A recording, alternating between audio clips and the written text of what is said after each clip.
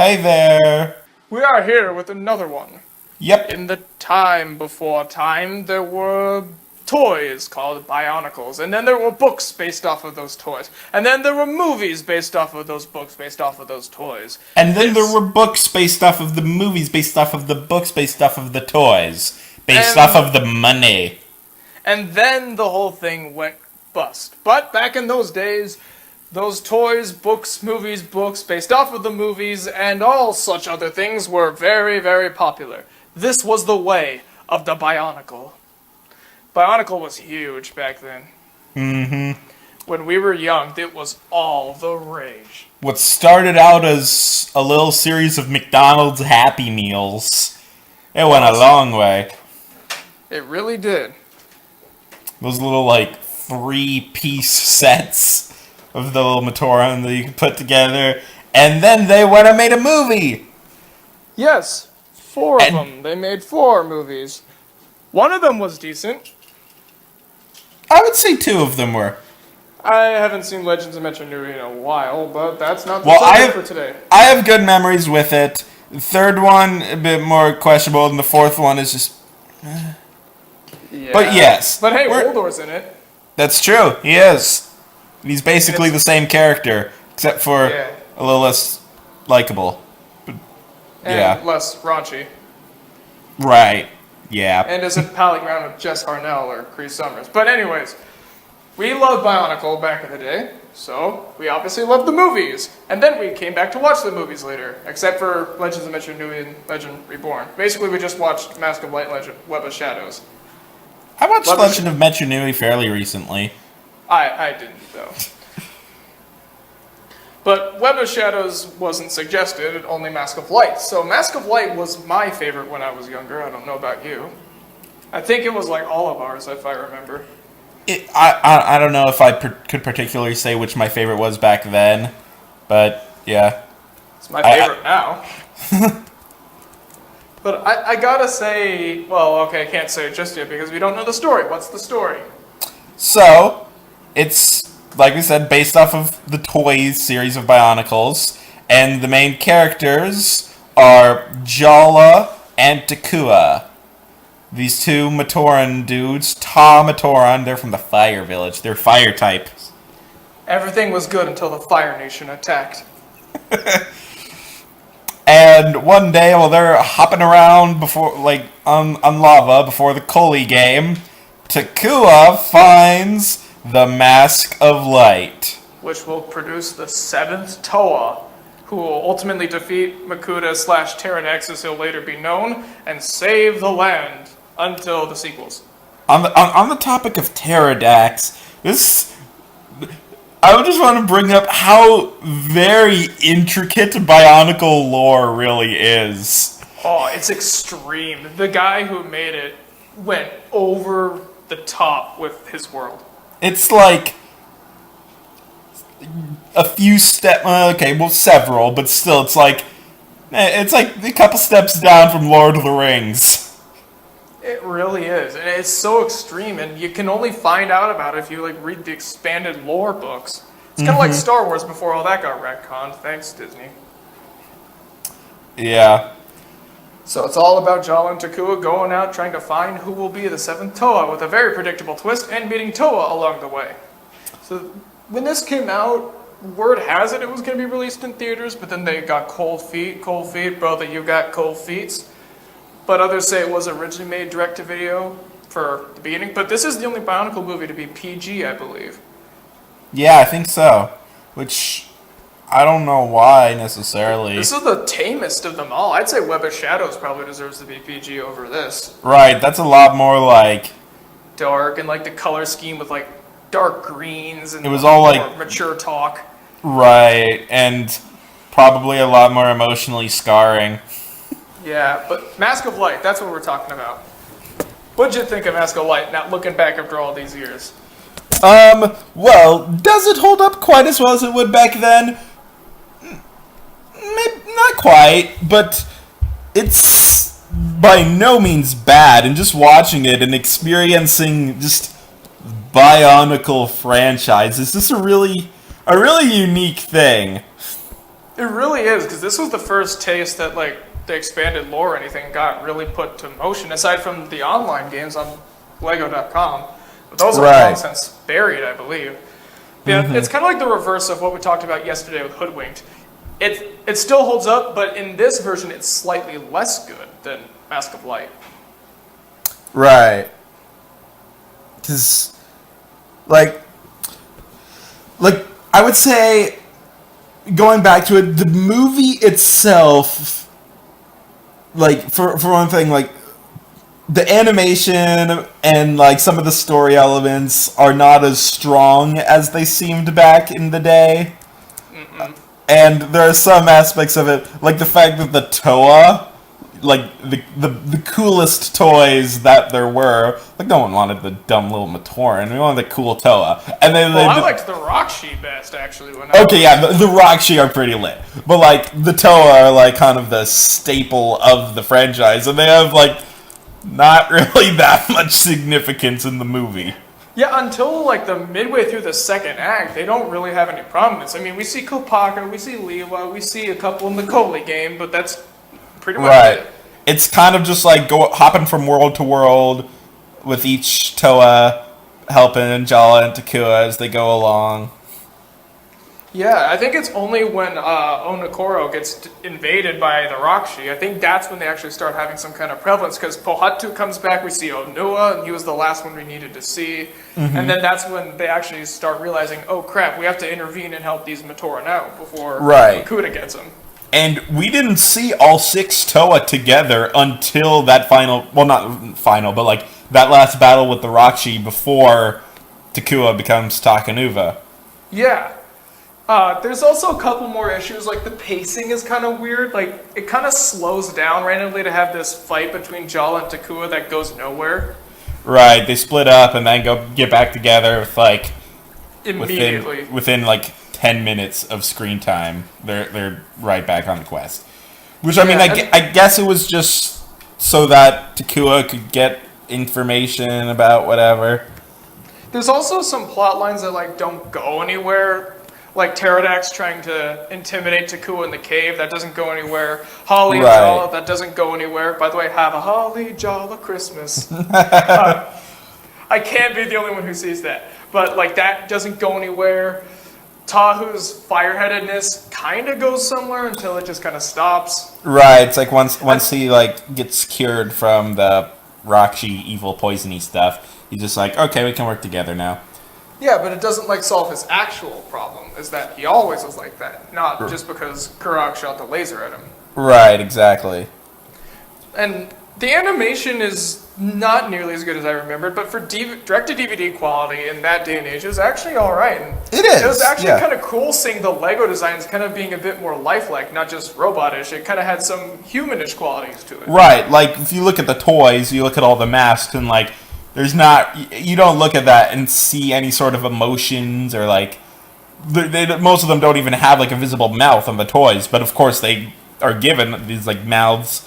And one thing actually, like, I actually learned this kind of from watching some of the DVD commentaries, because I do that all the time, on Mask of Light, is the amount of work that had to go into the facial expressions in order to like really sell the emotions, like particularly when Jala dies. Like they did this thing, and they used this in Metro Nui too, where they put in just reflections in the eye. Like they put in Jala's reflection in Takua's eye to kind of stimulate tears, even though they're not actually crying, but it's kind of just to drive emotion. There's a lot of facial expressions that had a lot of work going into them, which is something I think is kind of cool. Yeah, and it's a lot of steps that they kind of took less and less of as the films went on, to the point where in The Legend Reborn, again, that's not topic for today, but they got rid of all those interesting designs. Mm-hmm. Although, quickly on the topic of the like Jala dying and all, it's another little story element I want to go over this. No one ever dies in this. They always come back. Well, doesn't Pterodax die at the end, though? Well, yes, but I mean, And of I course, guess within this movie, he doesn't come back, but like further in the lore. But like, I was just gonna say, like, no one ever really dies in Bionicle except for like Sidorak, maybe. Like Radaka comes back, right, but like, Pterodax comes back. Well, I guess Cricket and Nadiki stay dead. right, and it's not even just like, oh, we thought he died, like, but he didn't. Like Pohatu and Onua, there's both like they got caved in, and it's like, oh, we thought they died, but they didn't. But, like Jala dies, and they bring him back, like, Takanuva dies, right, and they bring him back. like, and both of them just kind of like they just kind of happen, and there's not really an explanation. It's just like he just like uses the force on the mask, and then his body comes back, and it's like, oh, well, that kind of ruined the emotional effect of the sacrifice. It was Really, made. I didn't have a problem with Jala coming back to life. I had more of a problem with Takanuva coming back. Right, I agree. Like, I feel like that's valid. Like, especially because it was kind of like when Takanuva died and brought Jala back to life. It was kind of like he was repaying Jala's sacrifice and sacrificing himself. So it was an actual legitimate, like, there was some feeling there. It's like, okay, he's trading himself. He defeated Makuta. He did what he had to do, and now he's repaying Jala's specific sacrifice. Then just when he comes back to life later, just because they put his mask on the circle, it's just like, there we go. Well, I have more of a problem with it because it eliminates the analogy. They say many times in there's light and then there's shadow. The two like cannot exist without each other. And, like they're pretty much like they can't beat each other. They're kind of the same point, despite the fact how they're different. So Pterodax and Takanuva combining ultimately kind of combined that. It opened this gateway of power and such. But I felt it would have been a lot stronger if either Takanuva stayed dead or, as I don't think we mentioned this, Takua becomes Takanuva. He became Takua again, and so Takanuva was dead, but Takua was still around. Right, yeah. But they do end up doing some stuff with Takanuva later on, and as the series goes way, way on, when they stop making movies. And I guess I can kind of see that, but... Speaking of which, I'm so peeved that they never made a movie about the Toa and Nika and, like, the Paraka, and then they go and make the stupid Glatorians a movie? Well, they were gonna, but... Well, yeah. They just didn't. Okay, to be fair, the Glatorians aren't totally stupid, but in comparison, they're pretty dumb. I also like how they do their best to fit everything into the movie, like from the books. It kind of goes through Chamber of Secrets syndrome a bit, where they try to fit too much, so they end up kind of glossing over some stuff. And they tried to go for Sorcerer's Stone, where it's more, yay, everything's in here, but it ended up being like Chamber of Secrets. Oh no, there's so much, but we have to make sure it's all in here, so we got to skip over a lot of stuff, being like, it's there, but for like seconds. Like the Borak. Yeah, like the Borak. That's such a huge part of the books. Yeah, the Borak queens aren't even mentioned. The Borak just appear once, but they're frozen. Right. Like, even the rocks you feel a little skipped over sometimes. I mean, we get to see a lot of the blue, brown, and green ones, but when it comes to red, black, and white, there are maybe 2 scenes. Right.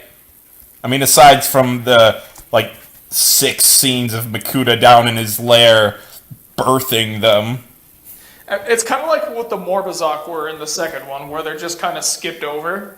Only the Morbazak, they don't even say them by name or really explain that, but again, that's another day. Right. But other than that, I felt that this movie was a pretty good representation and pretty good overall. I mean, it's not really for me as an adult years later, but I thought it was fun. Yeah. For me, my, like, enjoyment from watching it came less from the movie itself and more from just the series, and it kind of re-sparked a little bit of interest in some of the lore. And I think that's where most of my appreciation from rewatching it came from. It's kind of like when you, me, and your brothers all went to go see the Lego movie that one time, and we were so enthralled by the nostalgia, we dug up all our Bionicles after that, and we just started messing around with them. It was like we were kids again. I felt like Andy at the end of Toy Story 3, only not that dorky. Yeah. But I kind of got a mini version of that when I was watching Mask of Light again. Yeah. Because it's just kind of like bringing back this huge thing from back in the day, and just the legend was reborn. Except it actually died, because when it Yeah. was reborn in the reboot, nobody bought the sets because everybody hated Glutorian, everybody hated the Bionicle stars, so no one gave this a second look. And that means we never really got into the continuity, because if I remember right, the Fantoka and whatever, and Glutorian just kind of ended off at like a cliffhanger-ish thing, or at least an unresolved note. Now, correct me if I'm wrong, but that's There were. kinda I how remember there were there were comics in like the Lego magazine that did lead to kind of a conclusion, but even then the comics didn't fill everything in. Like you could tell there was some stuff that was just like skipped over. But like the gaps were filled, but like you need to get like every single source to get all the details. So like it's you got to piece a lot of stuff together just because it just fell off.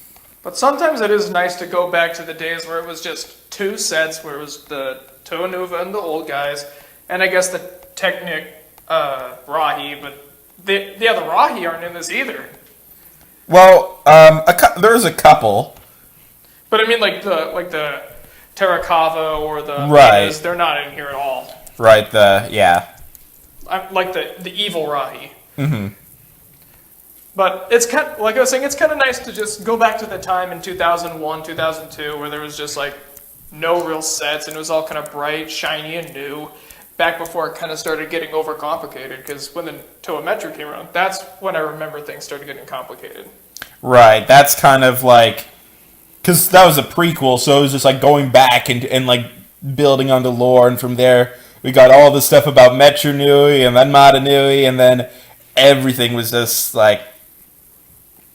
Which, I think, as cool as it is, kind of like the lore, looking into it and how deep it is. Well, I wouldn't quite say deep, but just like intricate. That's more what I mean.